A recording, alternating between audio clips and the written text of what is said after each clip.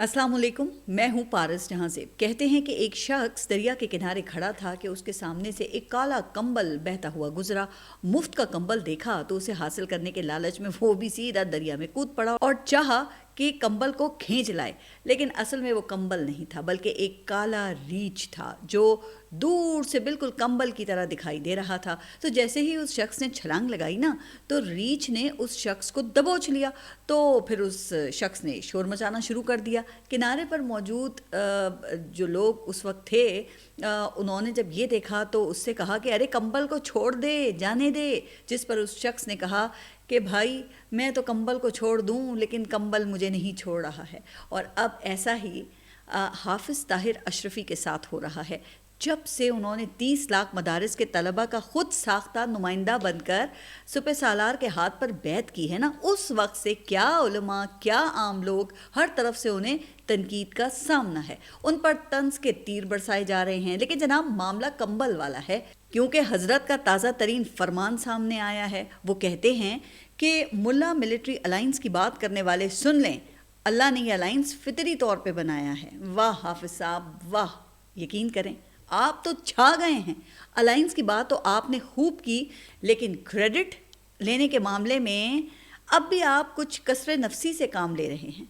अब अफगान जहाज से जनरल मुशर्रफ की इनलाइटेंट मॉडरेशन तक और उसके बाद से अब तक आपने इस अलाइंस के लिए जो खिदमात अंजाम दी हैं ना, वो सब आपने एक जुमले में ही फितरत के खाते में डाल दी हैं। अब पता नहीं कि फितरत किसे कहते हैं। अगर इससे मुराद वो फितरत है जो हर दौर में आपसे राज़ी और आप उनसे राज़ी, तो फिर ये अलग बात है। वरना हाल ही में मुनक्किद होने वाले उलमा के नुमाइंदा इजलासों में जो आपके हवाले से कहा गया है ना, यकीन करें कि उसका तो सिर्फ जिक्र ही किया जा सकता है, सुनाना मुमकिन नहीं है। हाँ, अलबत्ता जहाँ तक अलाइंस का ताल्लुक है, तो इस हवाले से 2 दिन पहले वफाकुल मदारिस की एक तकरीब से खिताब करते हुए मौलाना फजलुर रहमान का कहना ये था कि हम मुत्तफ़िक हैं कि रियासत के ख़िलाफ़ हथियार उठाना नाजायज़ है, लेकिन रियासत भी तो बंदे का पुत्र बने। रियासत अगर हमारी मुहाफ़िज़ है तो फिर मैं इससे क्यों ख़तरा महसूस करता हूँ। अच्छा, इसके बाद फिर मौलाना साहब ने ये शेर भी पढ़ा कि उसका खंजर है मेरी गर्दन पर, जिस मुहाफ़िज़ ने ढाल बनकर मुझे बचाना था। अब अगर ये अलाइंस फितरी है तो हाफिज़ साहब और मौलाना साहब के दरमियान मुहाफ़िज़ के किरदार में इतना फ़र्क क्यों है भाई? अब दोनों मजहबी रहनुमा हैं ना, और एक ही मकातब फ़िक्र से भी हैं, तो फिर जाहिर है कि इख्तिलाफ़ का ताल्लुक मज़हब से तो हो नहीं सकता। यकीनन ये सियासत ही कार फरमा होगी। लेकिन क्या ये वैसा ही फ़र्क है जो कि लखनऊ और दिल्ली की उर्दू में है? तो इस हवाले से मुझे एक तारीख़ी वाक़या याद आ गया। अच्छा, कहते हैं कि मिर्ज़ा गालिब दोस्तों की महफ़िल में बैठे हुए थे और दिल्ली और लखनऊ की उर्दू में फ़र्क पर वहाँ गुफ्तगू जारी थी। किसी ने मिर्ज़ा गालिब से पूछा कि हुजूर, मेरा कलम कहना सही है या मेरी कलम? मिर्ज़ा गालिब ने जवाब दिया कि अगर औरत लिखे तो मेरी कलम और मर्द लिखे तो मेरा कलम। इसी तरह फिर किसी ने पूछा कि जूता सही है या जूती? तो इससे पहले कि गालिब कोई जवाब देते, एक और साहब जो वहाँ बैठे हुए थे उन्होंने बात उचक ली। कहने लगे कि भाई मिर्ज़ा साहब तो यही कहेंगे ना कि औरत पहने तो जूती और मर्द पहने तो जूता। लेकिन मिर्ज़ा गालिब ने जवाब दिया कि जी नहीं, अगर ज़ोर से पड़े तो जूता और आहिस्ता पड़े तो जूती। अब ये हाफिज़ ताहिर अशरफी ही बता सकते हैं कि मुल्ला मिलिट्री अलाइंस को फितरी करार देना जूते का असर था या जूती का। खैर, आगे बढ़ते हैं और एक दूसरे अलाइंस की ज़रा बात करते हैं। पहले तो मुल्ला मिलिट्री की बात की जिसमें 2 एम आते हैं। अब ये ट्रिपल एम अलाइंस की बात हम करते हैं। एक एम तो पहले वाला ही है, जबकि दूसरे 2 में MQM और मुस्तफ़ा कमाल शामिल हैं। जी हाँ, गुज़िश्ता रोज़ मुस्तफ़ा कमाल ने प्रेस कॉन्फ्रेंस की और इमरान फारूक कत्ल केस को दोबारा ज़िंदा करने की बात की। दरअसल हालिया दिनों में हुआ ये कि डॉक्टर इमरान फारूक की जो अहलिया हैं, उनकी लाश कराची लाकर उनकी तदफीन की गई, जिसके लिए फिर सारे इंतज़ामात सुना है कि वो अल्ताफ़ हुसैन ने किए। मुस्तफ़ा कमाल का कहना ये है कि बानी MQM वो ड्रामेबाज आदमी हैं। अल्ताफ़ हुसैन ने लाश पाकिस्तान भेजने के लिए चंदा किया, नाटक किया और लाखों पाउंड्स वसूल किए, हालांकि वो खुद ही कातिल है। लिहाजा डॉक्टर इमरान फारूक के बच्चों को कहता हूँ कि अदालत जाएं और मुकदमा कायम करें। अच्छा, इस दौरान फिर मुस्तफ़ा कमाल ने अल्ताफ़ हुसैन को खूब गालियाँ दी जो ऑन एयर भी गईं। किसी चैनल ने उस पर बीप तक लगाना पसंद नहीं की, ना कोई डिले मैकेनिज़्म अमल में आया, जिससे फिर इस बात का अंदाज़ा होता है कि पैमरा को गालियों से मतलब नहीं, हाँ किसको दी जाती हैं یہ البتہ اہم ہے، لیکن سوال یہ ہے کہ ایسا ہوا کیا ہے کہ 2 سال بعد مصطفیٰ کمال کو یہ ضرورت پیش آئی؟ تو اس حوالے سے کہا جاتا ہے کہ گالیاں دینے والوں کی بھی 3 قسمیں ہیں۔ کچھ لوگ یہ کام شوقیہ کرتے ہیں، کچھ ضرورت کے مطابق یہ ہتھیار جو ہے اسے استعمال کرتے ہیں، جبکہ جو زیادہ تر ہے نا وہ عادت سے مجبور ہو کر گالی دیتے ہیں۔ تو اب وفاقی وزیر مصطفیٰ کمال کا تعلق کس کیٹیگری سے ہے تو یہ آپ نے کامنٹس میں بتانا ہے مجھے۔ لیکن ایک بات کی سمجھ نہیں آئی کہ آج ایم کیو ایم کے لوگ ڈاکٹر عمران فاروق کے بچوں کو الطاف حسین کے خلاف مقدمے کے لیے مدد فراہم کرنے کا آخر اعلان کیوں کر رہے ہیں؟ پہلے یہ لوگ کہاں تھے؟ اب اعتراض ان کو الطاف حسین کی جانب سے ڈاکٹر عمران فاروق کی اہلیہ کے لیے چندہ جمع کرنے پر ہے، یا پھر ڈاکٹر عمران فاروق کے اصل قاتلوں تک پہنچنا مقصد ہے؟ ویسے اگر عظیم طارق کے قاتلوں کا پتہ چل جاتا نا تو شاید ڈاکٹر عمران فاروق کا قتل نہ ہوتا، لیکن اس پر آج بھی ایم کیو ایم کے لوگ وہ مکمل خاموش ہیں، کیونکہ وہ قتل پاکستان میں ہوا اور کئی پردہ نشین اس میں آ سکتے ہیں۔ خیر، آج شہر کی سیاست ایم کیو ایم کے ہاتھ سے نکل گئی ہے تو بے وقتی ایک اور راگنی شروع ہو گئی ہے جس کا کوئی سیاسی فائدہ ہوتا دکھائی نہیں دیتا، کیونکہ سوال کریڈیبلٹی اور عوامی سپورٹ کا فقدان ہے جو صرف نوکری کے لوازمات پورے کرنے سے تو آئے گی نہیں۔ اب اس پر مجھے ایک اور مثال یاد آ گئی۔ وہ کسی شخص نے مٹھائی کی دکان نئی کھولی تھی تو اسے ایک ملازم کی ضرورت پڑ گئی۔ ایک دوست نے اس سے پوچھا کہ یار یہ تو بتاؤ کہ تمہیں کیسا ملازم درکار ہے، نیا، پرانا، منجا ہوا، بوڑھا، جوان؟ تو اس شخص نے جواب دیا کہ ان سب باتوں کی میرے نزدیک کوئی اہمیت نہیں ہے، امیدوار صرف ایک شرط پوری کرتا ہو کہ وہ شوگر پیشنٹ ہو۔ تو لگتا یہ ہے کہ آج کل ایم کیو ایم بھی مٹھائی کی دکان ہی بن چکی ہے جہاں نوکری صرف شوگر والوں کو دی جاتی ہے۔ خیر، بات چونکہ نوکری کی ہو رہی ہے تو آپ نے دیکھا ہوگا کہ آج کل ایک اور امیدوار اپنا سی وی لے کر خوب گھوم رہا ہے۔ جی ہاں، میں بات کر رہی ہوں بلاول بھٹو کی۔ اب بلاول بھٹو کا کہنا ہے کہ پاکستان تحریک انصاف انتہا پسندی کی سیاست چھوڑ دے، اگر پی ٹی آئی لیڈر کی گرفتاری اور کیس پر قومی اداروں پر حملہ کرے گی تو ایکشن پر شکایت نہیں ہونی چاہیے۔ اب آپ ذرا اندازہ کریں کہ ایک جملے میں بلاول بھٹو نے پاکستان تحریک انصاف کے خلاف ہونے والے ہر ایکشن کو تقریباً جائز قرار دے دیا ہے، یہ جانتے ہوئے بھی کہ پوری جماعت تو 9 مئی کے واقعات میں ملوث نہیں تھی نا۔ لیکن اس ایک بیان پر بھی اگر آپ سمجھ رہے ہیں کہ یہ بات انہوں نے شہباز حکومت کی حمایت میں کی ہے تو جناب بالکل بھی ایسا نہیں ہے، کیونکہ ملک کی معاشی صورتحال پر بلاول بھٹو نے تشویش کا اظہار کیا ہے اور ان کی طرف سے یہ کہا گیا کہ عام آدمی سے اس کا معاشی حال پوچھنے پر ملک کی اصل معاشی صورتحال کا اندازہ ہوگا۔ عام آدمی کا جواب اصل ٹیسٹ ہوتا ہے۔ عام آدمی سے پوچھیں کہ کیا اس کی معاشی ترقی ہو رہی ہے تو آپ دیکھ لیں گے، پھر اسے کہتے ہیں کہ ایک تیر سے 2 شکار، یعنی عام آدمی کا عمران خان کے حق میں ووٹ قبول نہیں، لیکن عام آدمی کا شہباز شریف کی معاشی کارکردگی پر سوال اٹھانا وہ ٹھیک ہے، چونکہ اس کے بعد ہی بلاول کی باری آ سکتی ہے۔ شاید اسی لیے بلاول بھٹو کو الیکشن بھی نظر نہیں آ رہے ہیں، اور اس کے لیے دلیل کیا دیتے ہیں کہ نئے الیکشن سے پہلے یہ الیکٹورل ریفارم ضروری ہیں۔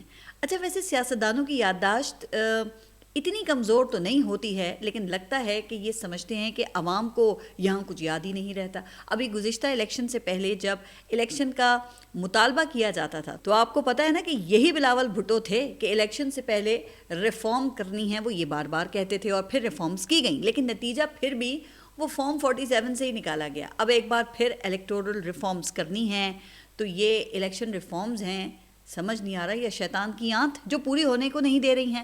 آپ اندازہ کریں کہ 26ویں اور 27ویں ترمیم کرنے کے بعد اب ان کو جمہوریت کی بقا یاد آ گئی ہے، جس کے لیے وہ ساری سیاسی جماعتوں کو ایک نقطے پر لانے کے لیے صدر آصف علی زرداری سے کردار ادا کرنے کی بات کر رہے ہیں۔ اب سبھی کو یہ پتہ ہے کہ صدر زرداری کا وہ ایک نقطہ وہ کیا ہے، اور وہ ایک نقطہ بلاول بھٹو کو وزیر اعظم بنوانا ہے، جس کے لیے بے نظیر بھٹو کی برسی کے موقع پر آصف علی زرداری نے تو خیر حد ہی کر دی۔ انہوں نے پیچھے مڑ کر دیکھنے تک کی زحمت نہیں کی کہ بے نظیر بھٹو کے قتل پر ہی کچھ بات کر لیتے، لیکن نہیں جناب، انہوں نے تو خوشامد میں شہباز شریف کو بھی پیچھے چھوڑ دیا، جبکہ بلاول بھٹو نے تو یہ دعویٰ کر دیا کہ فیلڈ مارشل کا نام سنتے ہی مودی چھپ جاتا ہے۔ یقیناً ایسا ہی ہوگا، آخر ہم نے ان کو شکست جو دی ہے۔ لیکن وہ کیا ہے نا کہ بلاول صاحب، جب مودی آپ جیسے عوامی نمائندوں کی طرف دیکھتا ہے نا تو وہ پھر سے نکل کے سامنے آ جاتا ہے۔ کیوں؟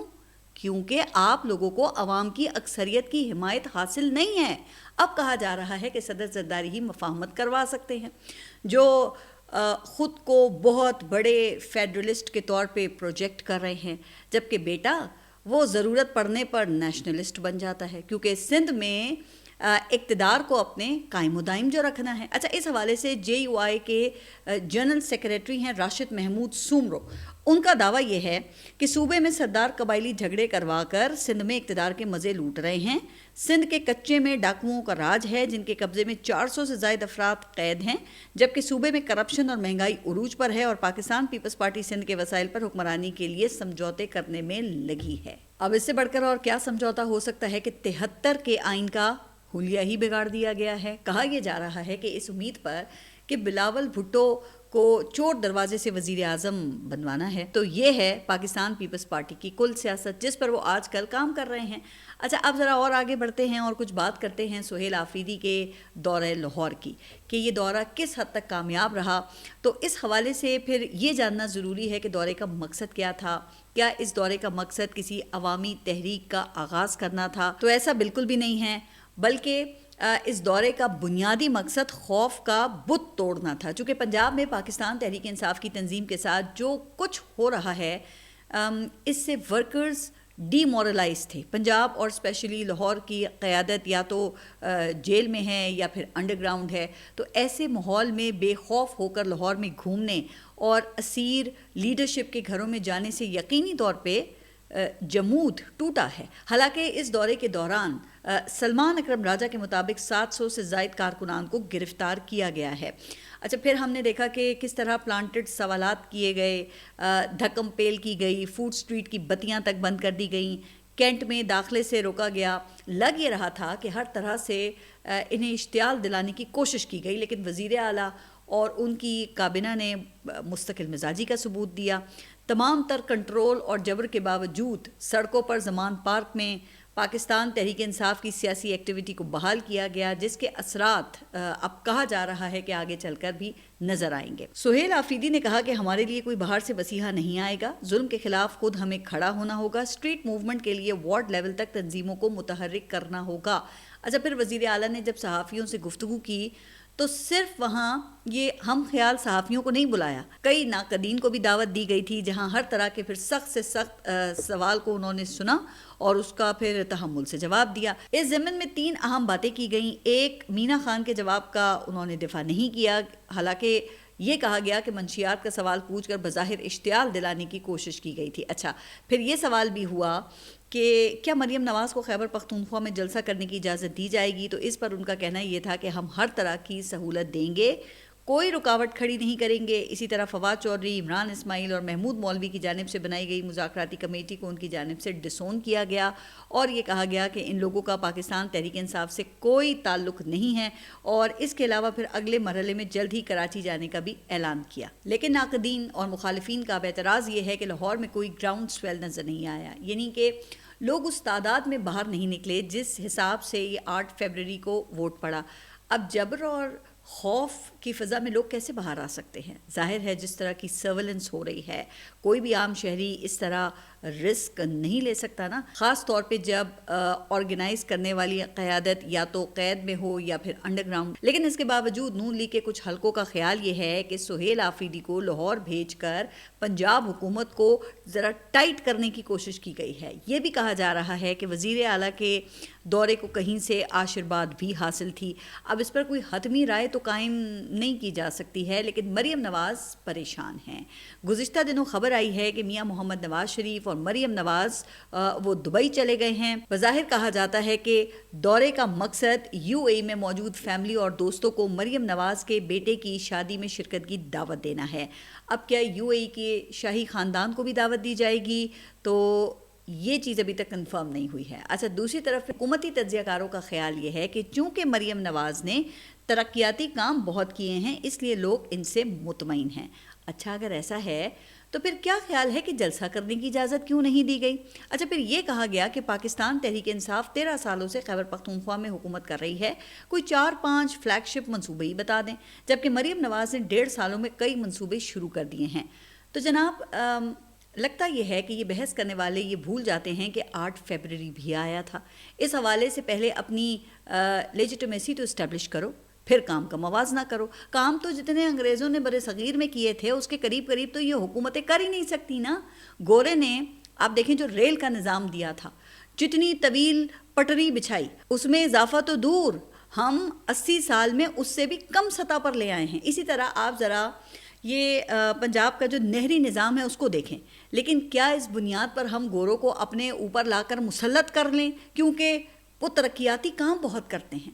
جناب اب یہ جو فیصلہ ہے نا، یہ آپ نے یعنی عوام نے کرنا ہے، جو آخری بار 8 فروری کو کیا گیا تھا. اس میں جو یہ فارم 47 کے فلیگ شپ منصوبے پر عمل ہوا، پہلے ذرا اس کا فیصلہ تو کر لیں. 2 سال ہونے کو ہیں، ابھی تک الیکشن ٹرائبونلز کے فیصلے نہیں آئے. اور پھر اگر کام کا مان ہے تو آپ فریش الیکشنز کروا کے دیکھ لیں، جھگڑا ہی ختم ہو جائے گا. لیکن الیکشن یہ آپ کس منہ سے کروائیں گے؟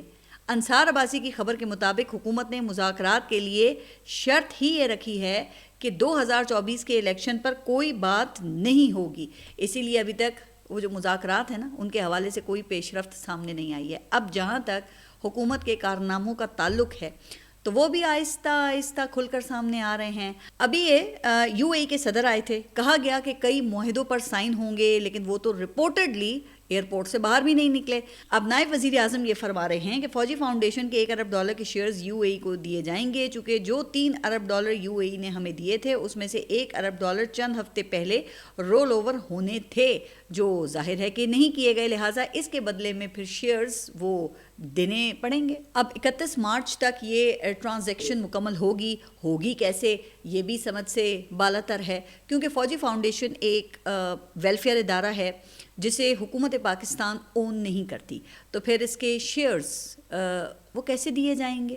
چلیں اگر حکومت کا اس میں کوئی رول ہے بھی تو ایک عدد وہ پرائیویٹائزیشن کمیشن بنا ہوا ہے نا، تو اس کے ذریعے یہ کام کیوں نہیں کیا جا رہا ہے؟ یہ سب باتیں ابھی تک جواب طلب ہیں. پھر اسحاق ڈار نے یہ کہا کہ ہم یو اے ای سے کہیں گے کہ بقایا $2 ارب کی بھی پاکستان میں سرمایہ کاری کرے.